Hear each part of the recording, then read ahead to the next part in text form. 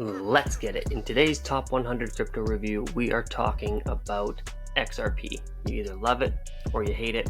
We're going to talk a little bit about what it is, what it does, and why it potentially is so controversial. Let's go.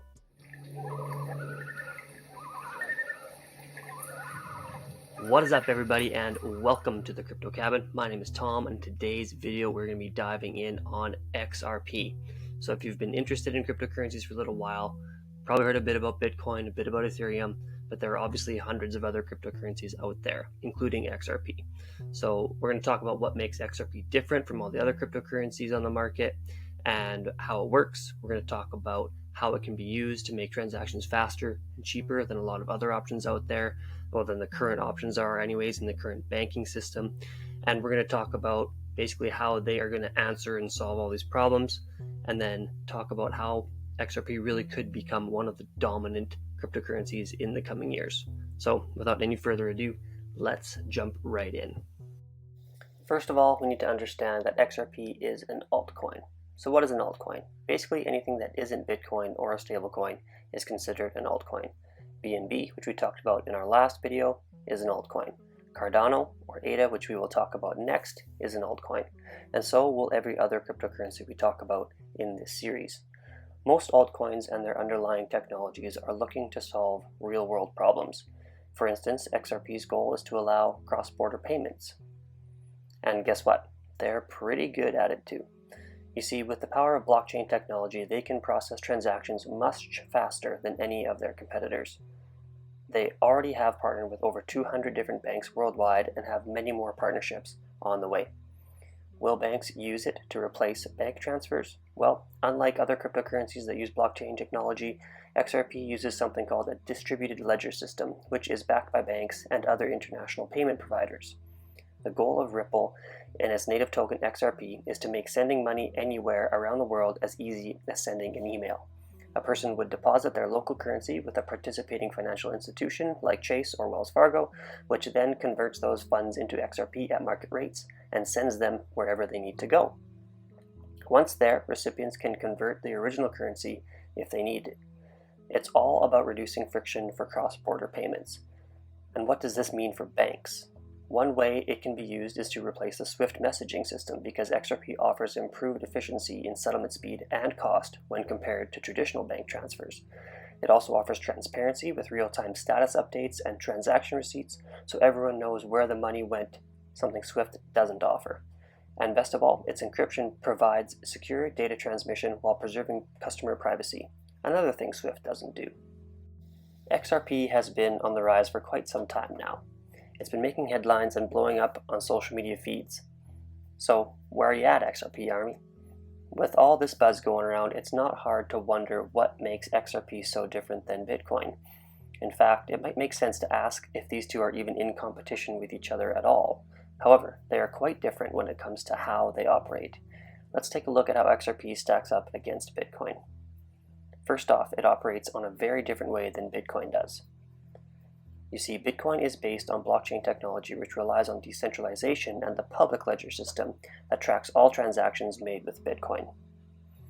XRP, on the other hand, uses something called a distributed ledger technology, which runs as more of an escrow system, with specific servers being set up to manage transactions. So basically, while both cryptocurrencies rely heavily on digital security features like encryption and tokenization, there are key differences between them that will continue to have ripple effects throughout their respective communities. While it's true that Bitcoin was one of, if not the original cryptocurrency to take off, it wasn't necessarily designed for what XRP was.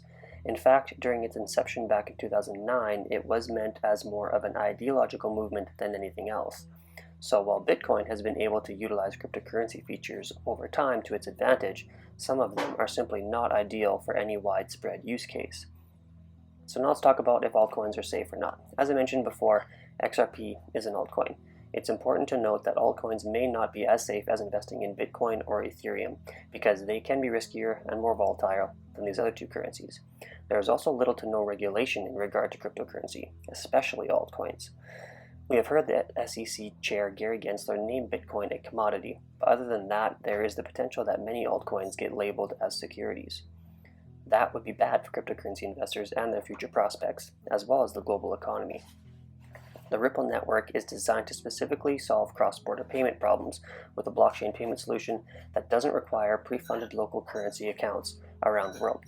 Banks are using it now to make settlements on international payments much faster and cheaper, an example of how this technology could revolutionize international banking. For this progress to continue, it's vital that we work together on one of our common goals should be continuing the dialogue about cryptocurrencies and what needs regulating so that it can keep evolving at its current pace. So what does the future hold for altcoins? It's no secret that the cryptocurrency market is currently in a very, very volatile state. As a result of the volatility, there are quite a few predictions about what the future holds for altcoins. At the moment, Ripple is in a lawsuit with the SEC over whether or not XRP should be classified as a security. The main question is whether or not XRP can be considered one because it actually doesn't have any use value, or so they claim. However, if XRP were to be deemed an asset of some kind, that would mean that all trades would need to be reported to the SEC, which would disrupt the entire system. The Ripple versus SEC case will be vital to the health and longevity of altcoins and the cryptocurrency market as a whole. If they deem XRP not a security, it is likely a very good thing for many other altcoins. So, should I invest in altcoins right now? That's the big question. Keep in mind that just like any other investment, there are risks involved with investing in cryptocurrency. That being said, if you're interested in dipping your toes into this new market, it might be worth your while to invest some of your money into altcoins. There's never been a better time to get started than right now. Investing is all about risk and reward, and right now that ratio is shifting for the better. So, if you want to learn more about which coins might be worth adding to your portfolio, subscribe and follow along with the rest of my crypto reviews. So that's it for today, everybody. Thank you so much for watching, and if you enjoyed this type of content, please don't forget to scroll on down, leave this video a thumbs up, hit that subscribe button, and also don't forget to hit that little bell notification so you get notified when I post all these new videos. I appreciate each and every single one of you. See you next time, next episode from the Crypto Cabin. Let's get it.